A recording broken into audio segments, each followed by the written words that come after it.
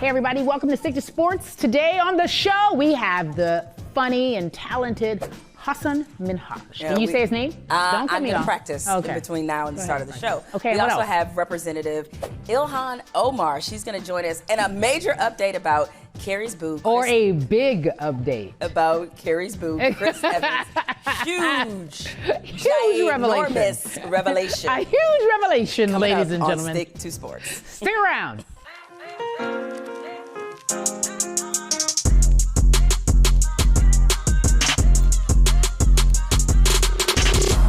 Hey everybody, welcome back to Stick to Sports. We're getting the hang of this thing. Jemele Hill, Cari champion here. I kind of dig the vibe of the show, no? I do, but you know what? I think as part of the vibe of the show, we need to update people. Let's get to the heart of the matter. Ooh. You shot your shot. I did. Girl, Steph Curry with the shot. Woo. From deep at Chris Evans on the last show. Let me ask you this, Chris. Scoot on in. Ooh, for the real thing. For you. Have you ever swirled? So I want to say Saturday morning, I'm minding my own black business. And this one here sends me a message and I'm like, well, hello. Since she had shot her shot, I wanted her to be aware of what her imaginary boyfriend, that he was going through a bit of trauma. Okay, it was a photo of his man part that got released on the Beyonce's internet. And in all seriousness, nothing to be ashamed of. I hope Chris is doing fine. No, seriously, because it's a huge invasion of privacy. It was a mistake. Invasion. Yes, a huge invasion. It was a mistake. So, yes. Woo! So suddenly people were flooding Cari's mentions and in her DM saying, girl, we understand. You clicked it, didn't you? You know you clicked it. Did you click it, dog? Yeah, I did. Cari, you know what, ma'am? A grown woman. You are. You grown. What's going on this week in black stuff? That's not what this is called. No. All right. We're going to move on to our first segment in the show, appropriately titled, This Week in Black Shit. As you know, Cari, the NFL, opening weekend of the NFL season, we got some football back. And as we discussed last show, the NFL ended racism, as they clearly did this first week. We saw a lot of players demonstrating. We saw locked arms. We saw some people kneeling. And in some cases, folks were booing because unity, apparently something we all can't get behind, which happened in the season opener between the Kansas City Chiefs and the Houston Texans. Here you have players in the middle of the field. They allowed only a small percentage of fans. They're locking arms. The anthem is not being played, and they hear people booing unity. That just goes to show that it doesn't matter the manner in which it does. It doesn't matter how soft-pedaled it is. They're talking about general themes: unity, togetherness. We're all in it together. And if you're booing that, it's just sounding like, so it was never about the flag. It wasn't about the military. It wasn't about the protest. Y'all just don't like people saying things on behalf of black people. That is why athletes, particularly athletes of color, will always use their platform. There was one who did so, U.S. Open, Naomi Osaka. Love her. Congratulations, Naomi. Shout out to Naomi. That's her second U.S. Open. That's huge. She's so young. 3 Grand Slams already. I think that what she did was extremely powerful. For 7 days, she wore a mask, and each mask had a name of a victim who was killed from police brutality. Philando Castile, George Floyd, Breonna Taylor. Yeah. I thought it was really, really powerful. She, at such a young age, has such a wonderful way of representing what she believes is true. And so when she wins the Grand Slam, she does something that I think is great. She's asked what was the message she was trying to get across with the names on her mask. It goes to her at such a young age, early 20s, and she just has such a beautiful way, an elegant way of protesting. Again, you can do it whatever way you want to be. You can be an activist in whatever way your heart desires. You may just win the U.S. Open on Arthur Ashe Stadium. It was just so poetic because he was an activist in his own right. And she wins, and she has this big, huge platform, and she said, what was the message you got? The message I got was that she was great. Cari, you covered tennis for many years. It's a lily white sport. What do you think people in tennis really think about her deciding to be this vocal about these issues? And she's not even that vocal, by the way. I think they're uncomfortable. I think her wearing those masks probably had to go through a bunch of different folks, and they wanted to say something to her about it and this, that, and the other, but they didn't want her to pull out because she's a huge draw. They wanted her to continue to play. I think it makes everyone uncomfortable. Whenever change in any capacity is being forced upon you and you're not ready for it yet, you are uncomfortable. And I think that they've made her uncomfortable, but as I always say, when you're uncomfortable, that's the only time real change happens. Our next guest represents Minnesota's 5th Congressional District. She's the first woman of color to represent Minnesota, the first person to wear a hijab on the floor of the House, and the first Somali American member of Congress. We are welcoming in Representative Ilhan Omar. Thank you so much for being here. I am excited to be here with you guys. Thank you so much for the invitation. Representative, you have asked for the dismantling of the Minnesota police force. My question is, there is a miscommunication about the messaging between defunding and dismantling. Can you please explain? Yes, it's about creating a budget that really invests in addressing the social and economic neglect that many of our communities are experiencing, particularly here in Minneapolis. And the Minneapolis Police Department has a crisis credibility. Half of the homicides in Minneapolis go unsolved. They've been accused of destroying rape kits. They have lost the trust of the public and lost credibility with the public, and they are not engaging in protecting and serving. When you watch things like the murder of George Floyd, you have to start the process of dismantling that institution and figuring out what goes in its place that can provide service and protection and get us in a position where all of our communities are feeling safe, healthy, and united. As you might understand, when people hear those words, dismantle, defund, they automatically think that communities of color and that people like yourself are saying, we don't need the police anymore. Do you feel as if defund and dismantle maybe wasn't the best choice of words if you're trying to get the public to buy into what you're talking about? I mean, the needs of our community cannot be held hostage to messaging. There are clear cries in the streets, there are clear demands that are being made, and we have the ability to step up, be courageous, and lead our city in a direction that does actually guarantee the safety and the well-being of every single person. When there is unrest in your lives, there will continue to be unrest in the streets. And so we have to work in getting rid of the unrest in the streets by taking care of the unrest in people's lives. Representative Omar, I'm so glad that you said we can't get lost in the messaging. Conservative media, Trump, they've tried to do that with you as well as AOC. So Representative Omar blamed the United States.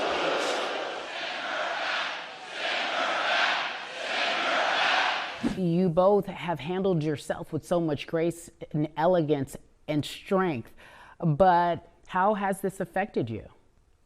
It really doesn't affect me personally, but it does affect me on a community level, because I know that, every word that is used to vilify me is often rooted in hatred for my Blackness, for my immigrant status, for my Muslimness, and for my willingness to wear a hijab.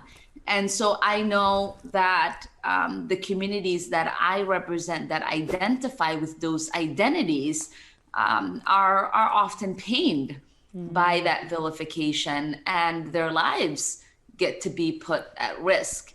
Representative, you, Ayanna Pressley, AOC, who Cari just mentioned, you all have been branded the squad. The squad. The squad. The squad. What is the squad? Yeah, what is the squad? What does it mean to be a part of the squad? It's about a celebration of sisterhood. Our squad is bigger than the four of us. It includes every justice seeker in our communities, every organizer, every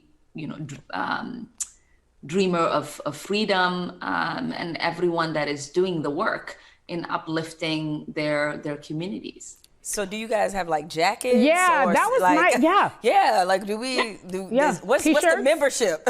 Do we have to pay? Yeah, right. Because I am a justice seeker. How That's can we right. be a part of it? You are included. So welcome to the squad. As Ayana says, our squad is big, and it includes every single person that identifies with what I just said. We thought it would be nice to ask you about your daughter.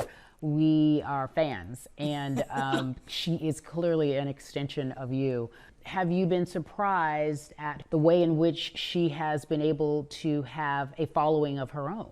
I think it's been interesting to watch her grow into an amazing young woman. She's pushed me on environmental justice issues, and I am grateful for her existence in this space with me. I stand. Yeah, I do. And I can't imagine you as her mom. I know you guys have to get into some political debates. What is that like?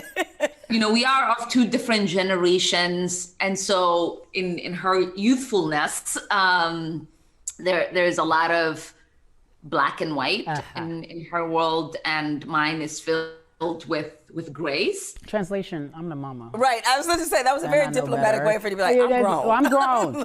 I am grown, I pay the bills at the end of the day. This is politically incorrect, but my mother is quick to tell me, you came out of me, not the other way around. Oh. She tells me that literally all the time. And I'll be like, Mom! Representative Omar, I have to tell you to excuse my Karen. She's always bringing that Detroit rhythm to the show. Meanwhile, thank you so much, Representative Omar, for being here on Stick to Sports with Cari and Jay. We appreciate you. Well, thank you both. Coming up next on Stick to Sports, Hasan Minhaj will be on the show. I think I did it right. I'm not for sure. We'll ask him. That's coming up next.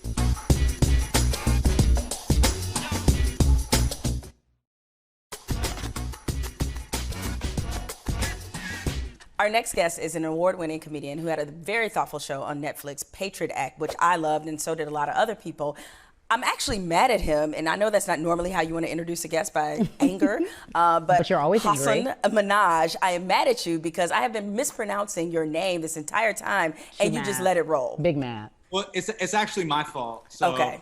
I was doing the thing where you try to fit into show business. You're just trying to be easy on other people, and actually, believe it or not, there's a lot of black Muslims named Hasan. They go sometimes HASSAN. Yep. But the part, in Southeast Asia where my family's from, it's pronounced Hasan. So yeah, I just felt like, you know what? I kind of want to be as authentic as possible and introduce myself to people the way my parents talked to me and the way my mom named me. So not even kinda. You want to do that all the way. I dated a Hasan in high school, by the way. That has nothing to do with what we're talking about. But let's go back to Minhaj. Are you related to Nicki Minaj? Yeah, my sister's doing great. Cari, I'm really glad that you're asking me about this because a lot of times people don't ask me about her. No, because it's one of those things where I'm kind of taking up the whole dialogue when it comes to kind of celebrity status, and people keep forgetting about her, and I'm really happy. Clearly, we're kidding. For those who are writing us in, who will write in and say, hey, they're not related. We know that. No, keep it that way. Okay, keep it. Okay, well, hey. Because it's a family relationship. Minaj? Yeah. Okay, so we need to ask you, even though we don't stick to sports, but we're talking some sports. I'm a diehard Laker fan. The only team I believe in California that matters when it comes to basketball are the Lakers. However, from my understanding, it says here on cards and research, God bless you, you are a Sacramento Kings fan? God bless you. Yes, thank you. Thank you so much for your love and support during these trying times. Yeah. Thoughts and prayers. Yeah. Me and my family request privacy. I am a Kings fan. Look, I grew up in Northern California. I grew up in the forgotten part of California, which was the Sacramento area. So I'm a Kings fan. To me, Forever Purple means the Sacramento Kings, not the Lakers. And I actually think, Cari, I think true fandom is determined by how many years of pain you've gone through and how many rings you haven't won. By the way, it's been a decade. I would like to tell you, we as in my Lakers, have not been to the Western Conference Finals for 10 years. I don't even want to. You don't want to? I've already gotten into it with Laker fans before. This is what I have to deal with all the time because I love that the Laker fans have the nerve to have some kind of persecution complex. We do. We got 7,000 championships. Stop it. Right? Your turn. I feel you. I feel your pain. Go I mean, on, not totally because I'm go a on and Pistons fan. ask your little question. Go ahead, ask your little question. I will. Patriot Act, man. I loved it. A lot of people did. There's even a petition of people who want to bring it back to Netflix. How does that make you feel, knowing that so many people will miss what you provided them? Yeah, I mean, it was a really great opportunity being on for 6 seasons at Netflix, which is, like 16 seasons on linear TV. You know what I mean? So I lasted a long time for a streaming show. But, what was really amazing, Jemele, was just being able to resonate with people around the world. Coming from The Daily Show, which is primarily a show for an American audience, and going to Netflix, which is for an international audience, and connecting with people in 190 countries was a thing that, I couldn't have imagined, and I didn't think it would connect the way it did. And it was just so cool that it meant something to people. It was a very specific show that I wanted to do.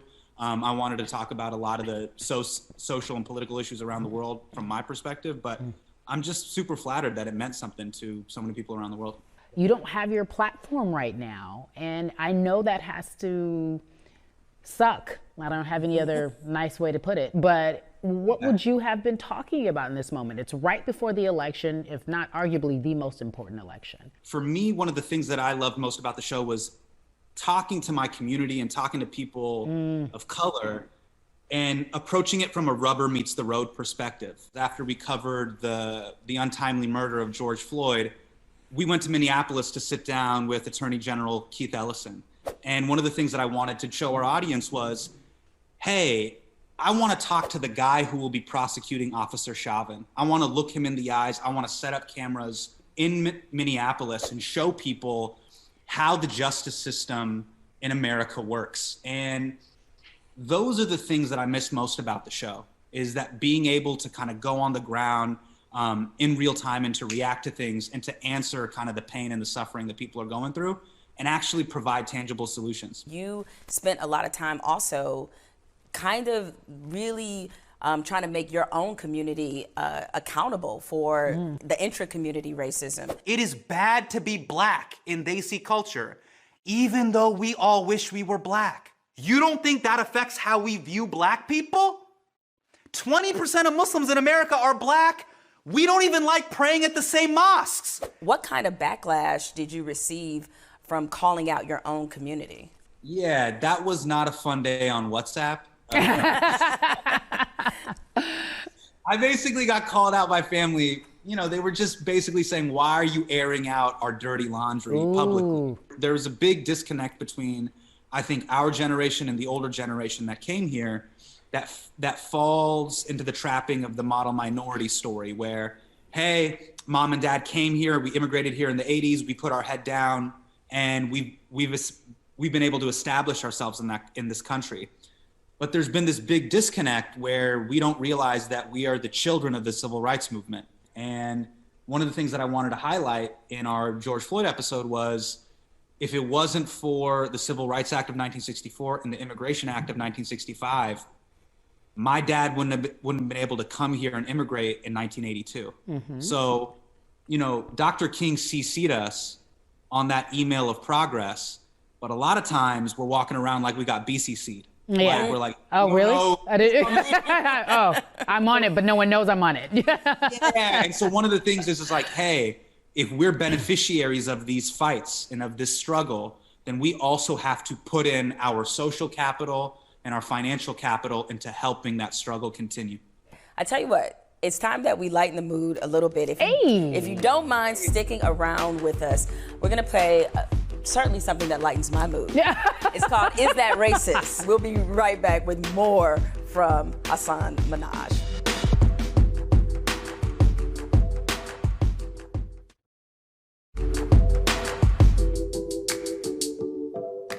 Welcome back to Stick Sports, everyone. Certainly, he's quickly becoming one of my favorite guests. Hasan Minhaj is here again to play Is That Racist?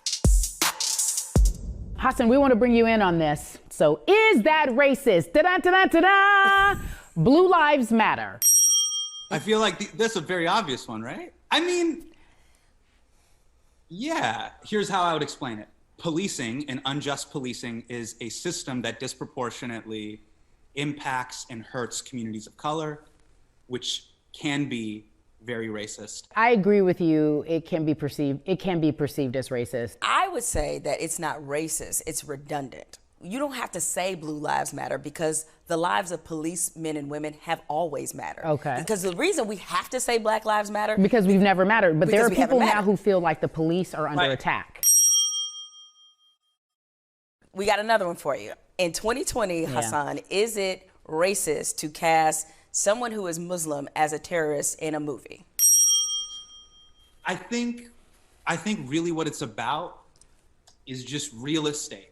So I just think, it'd be cool if they show like, a Muslim terrorist, but they also show maybe a white terrorist, like a mass shooter, or, there's just. Because that's actually something that occurs quite a bit in this country. Yeah, like when we start talking about domestic terrorists, it would Yes, be a young they're- white male. It'd be a white man. How about this, Jemele? All terrorists matter.